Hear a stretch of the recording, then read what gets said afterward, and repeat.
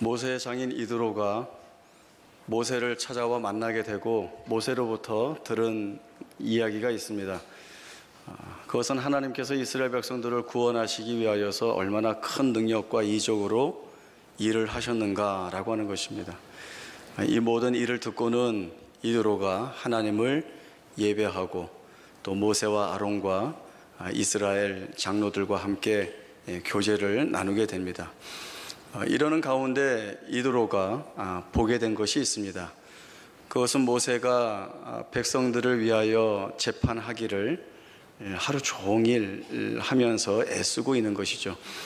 그리고 이스라엘 백성들도 그 재판을 받기 위하여서 하루 종일 기다리면서 힘들어하는 것들을 보게 됩니다. 이러한 모습들을 보면서 이드로는 모세가 행하는 이 일들이 옳지 못하다라고 이야기하면서 한 가지 제안을 하게 되는데, 그것은 조직을 갖추는 것입니다. 백성 가운데에서 하나님을 두려워하며 진실하며 불의한 이익에 눈멀지 않은 그러한 자들을 살펴서 천부장과 백부장과 50부장과 10부장을 세우는 것입니다. 이들이 모세를 대신하여서 작은 일들을 판단하고 큰 일들은 모세에게 가져오도록 함으로써 일을 분배하여 모세나 이스라엘 백성들이 편할 수 있도록 제안을 하게 됩니다. 모세의 수용을 통하여서 조직이 만들어지게 됩니다. 그런데 이 오늘의 말씀은 단순히 조직을 만들어서 절차를 간소화함으로써 능률적으로 일하게 되었다라든가, 또는 모세에게 집중된 권력을 분배하여서 공평하게 만들었다라고 하는 것을 의미하지는 않습니다. 오늘 이 말씀 속에서는 훨씬 근본적인 차원에서의 접근이 필요하고 또 그 말씀에 대한 내용을 볼 것이 있습니다. 이드로의 이야기를 들어보면 모세나 또 이스라엘 백성들이 이 일을 하는 데 있어서 부족하고 잘 하지 못하는 부분들에 대한 지적을 하고 있습니다. 18절에도 보면 너와 또 너와 함께한 이 백성이 필경 기력이 쇠하리니 이 일이 내게 너무 중하다.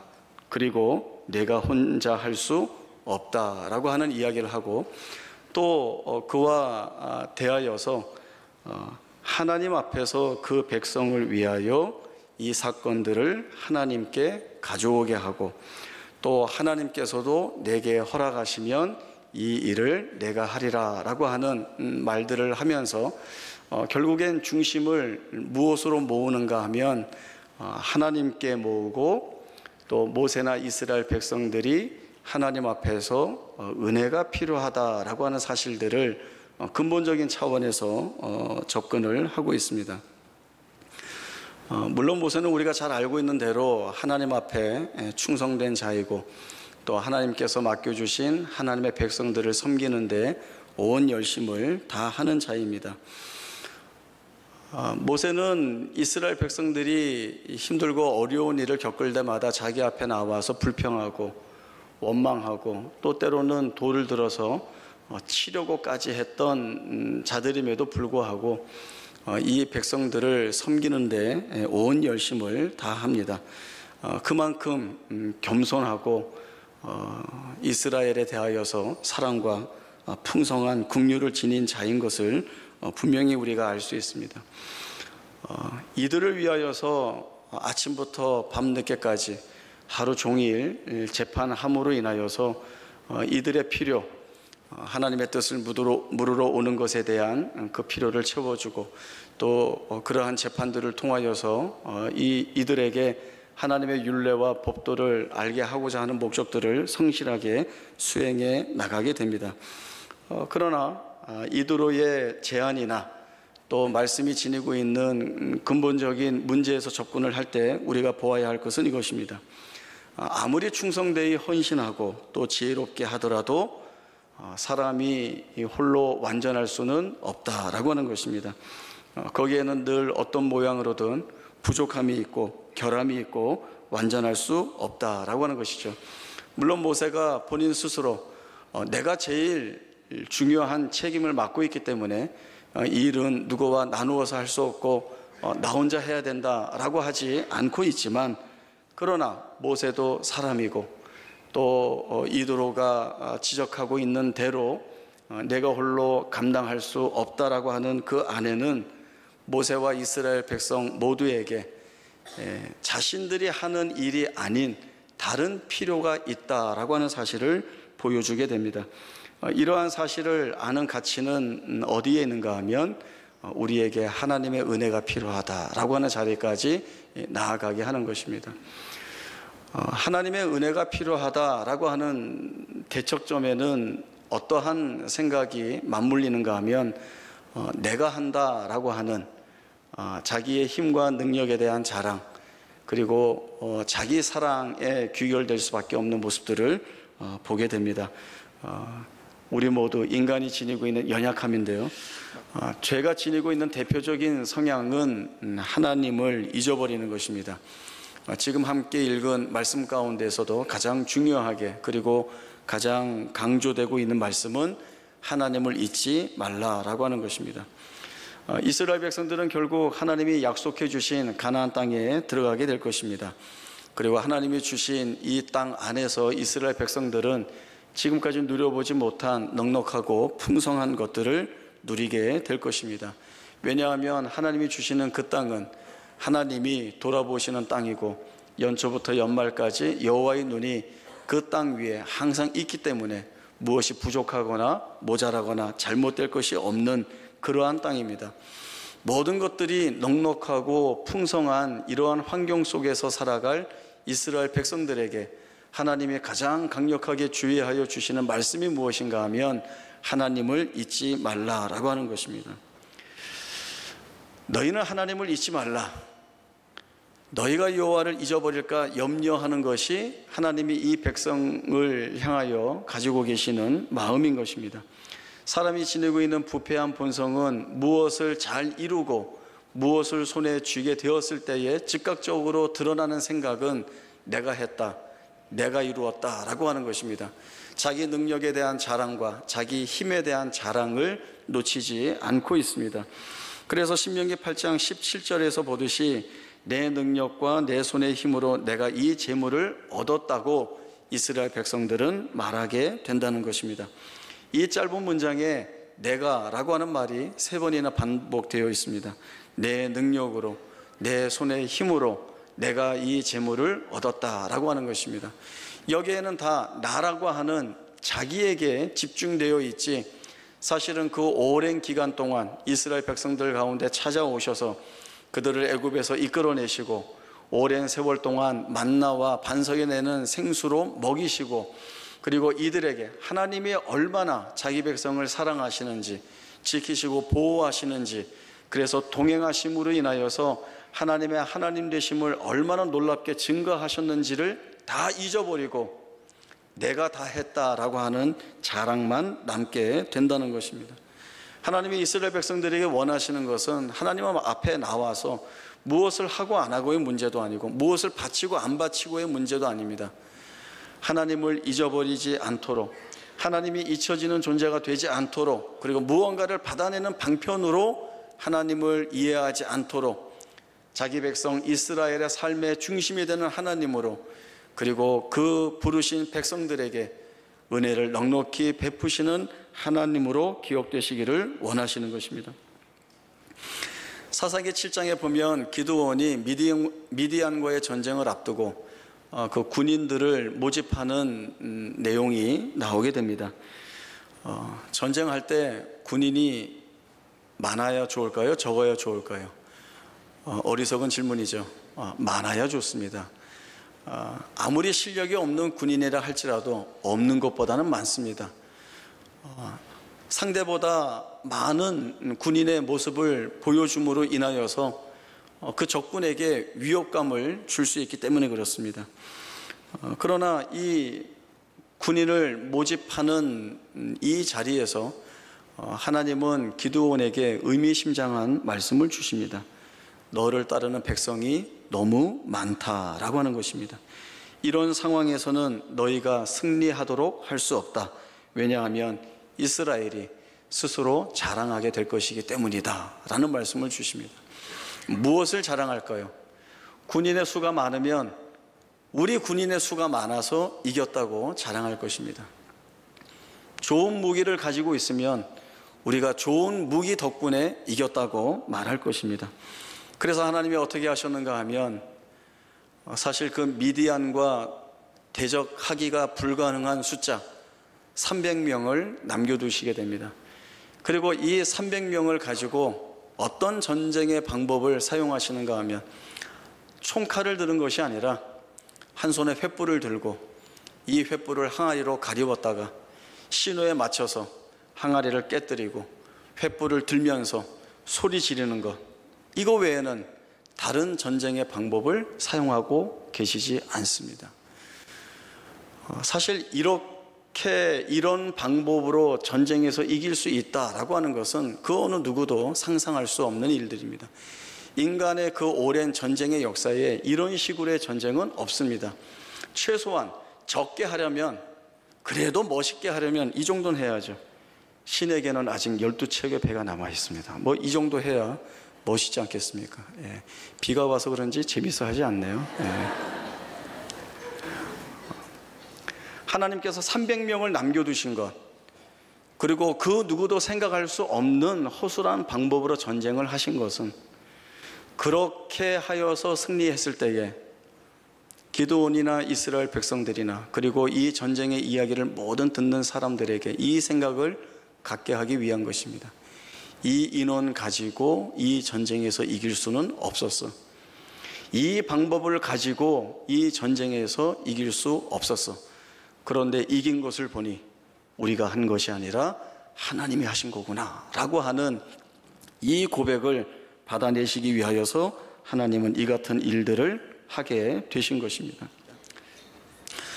제 동기 선교사님이 한 나라에 복음을 전하기 위하여서 사명을 가지고 그 나라에 가셨습니다.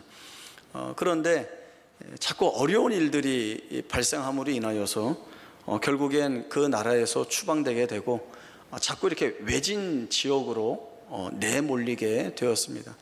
그래서 결국엔 어떤 한 지역으로 들어가게 되었는데, 가서 보니까 그 지역에 이미 오래전에 와 계신 외국 선교사님이 이곳에서는 더 이상 선교 사역을 할 수 없다, 이렇게 생각하고 포기하고 떠나는 때였다고 합니다.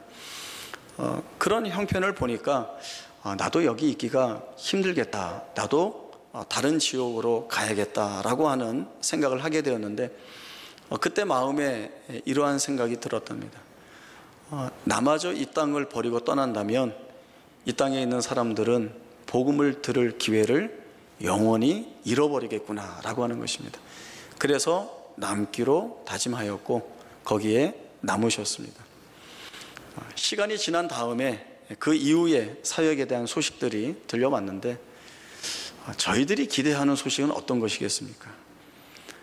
외국의 선교사님도 포기하고 떠나는 그 땅에 우리나라 선교사님이 생명을 바치는 그러한 헌신의 결단과 결심을 갖고 남았다고 한다면, 이제 드러나야 되는, 들리는 소식들이 뭔가 하면 하나님께서 그곳에 큰 구원의 역사를 드러내 보여주셔서 많은 사람들이 복음을 듣고 주께 돌아오는, 그리고 한 마을이 변화되고 그 옆에 마을이 변화되고, 이러한 파급 효과에 의해서 그 지역 전체가 하나님을 잘 믿는 지역이 되었다, 이런 것들을 저희들이 기대하죠. 왔던 소식은 이겁니다. 사람을 만나볼 수 없다는 겁니다. 너무나 열악한 지역이기 때문에 그곳에 있는 사람들도 아침 일찍 일어나 일하기 위하여서 먼 지역으로 일하러 나갔다가 밤늦게 돌아오는 겁니다. 사람을 만날 수가 없습니다. 사람을 만나야 무슨 복음을 전하죠. 더군다나 어렵게 만나는 사람들은 타지인에게, 그것도 외국 선교사에게 마음을 열어주지 않습니다. 아무에게도 복음을 전할 수 없는 거부받는 상황에서 어떤 보여줄 만한 복음의 결과도 전혀 없이, 또 거기에서 계속 이어져 오는 여러 고난과 고통스러운 일들을 통하여서 오히려 하나님께 원망의 기도를 하는 자기 자신의 모습을 소식으로 알려온 겁니다. 하나님 왜 일을 이렇게 하십니까? 제가 헌신의 열심을 갖고 이 땅에 남지 않았습니까? 사람도 만나지 못하게 하시고 마음도 열지 않게 하시고 제가 여기서 무엇을 해야 됩니까? 그러한 어려운 기도들을 하고 있다는 겁니다. 어떤 분들은 이 앞뒤의 이야기를 들으면서 이렇게 말씀하실지도 모릅니다. 선교사님 열정이 식었네, 아니면 초심을 잃었네, 믿음이 많이 약해지셨네 라고 할지 모르지만 그렇지 않습니다. 우리가 살아가는 현실들이, 우리가 맞닥뜨리는 그 삶의 조건들이 얼마나 힘들고 어려운지 모릅니다. 그런데 그 선교사님 지금 어디에 계시나요? 아직 그 땅에 계십니다. 거기에서 여전히 고통스러운 날들을 보내고 계시고 여전히 어려운 짐들을 지고 계시지만, 아직 이루어지지 않았지만 하나님이 약속하신 대로 은혜를 주셔서 그 길을 여실 때를 기다리고 있고, 한 명이라도 복음을 듣고 주께로 돌아오는 그 구원의 날들을 소망하면서 버티고 있고 계시는 것입니다. 우리는 하나님의 은혜로만 살아갈 수밖에 없는 인생입니다.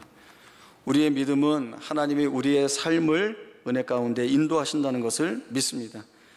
지금 내가 사는 삶이 힘들고 어렵다 할지라도, 아직 우리 눈에 보이지 않아도 하나님의 의도하시고 목적하시고 정하신 그 때에 하나님의 분명히 간섭하실 것이다 라고 하는 우리의 믿음은 그저 단순하게 내 어려운 일 하나님이 다 풀어주실 거야, 내가 감당하는 고난 하나님이 다 해결해 주실 거야 라고 하는 맹목적인 신앙이 아니라, 이런 우리 안에서 이루어내시는 하나님의 일이 있다는 것, 그리고 우리의 생애에 하나님께서 풍성하게 담으시는 하나님의 은혜가 있다는 사실들을 우리에게 보여주시고 알게 하여 주심으로 인하여서 내가 잘하지 않고는 희망이 보이지 않는 것 같은 내 인생 속에도, 그리고 내가 내 힘과 능력을 가지고 책임져야만 될 것 같은 이 인생 속에 내가 아니라 하나님이 계획하시고 뜻하시고 또 그때에 부어주실 은혜가 이미 충분히 예비되어 있다라고 하는 이 사실을 믿고 나아가는 것이 오늘 이 말씀들을 통하여서 저희가 확인받는 바입니다. 우리가 살아가면서 내 생애나 삶을 바라볼 때 불가능하고 불리하고 좋지 않은 일들이 너무나도 많이 있습니다. 그것이 어떤 육신의 연약함의 문제일 수도 있고, 경제적인 문제일 수도 있고, 여러 사람과의 관계에서의 문제일 수도 있습니다. 그런 일들을 우리가 풀어나가기 위해서 얼마나 애를 많이 씁니까? 정말 우리가 애를 많이 쓰죠. 때로는 눈물과 한숨과 비탄한 비명을 지르면서도 그 일들을 풀어나가기 위한 수고와 노력을 아끼지 않습니다. 그러나 이런 우리보다 우리의 배후에 하나님이 더 크고 세밀하신 마음을 가지고 우리의 생애를 바라보고 계시다라고 하는 사실들을 저희들이 봐야 됩니다. 어제 들은 얘기인데요. 우리 큰애가 아들인데 부모가 볼 때는 마음에 안 듭니다. 왜냐하면 잘해 보이는 것이 없기 때문에 그렇죠. 이것도 못하고 이것도 못하고 이것도 못하고 저것도 잘 못하고 이렇게 하면 지금 시간이 모자랍니다. 하여간 다 잘 못하는 것 같이 보여집니다. 그래서 늘 그 자녀를 생각하면, 그 아이를 생각하면 불안한 부분도 있고 근심하게 되고 어떻게 해야 되나라고 하는 그러한 마음들이 늘 마음속에 채워져 있습니다. 그런데 어제 그 얘기를 하더라고요. 자기 친구하고 자기 주변에 있는 사람들이 자기 별명을 지어줬는데 이렇게 붙여줬대요. 유니세프. 별명이 유니세프래요.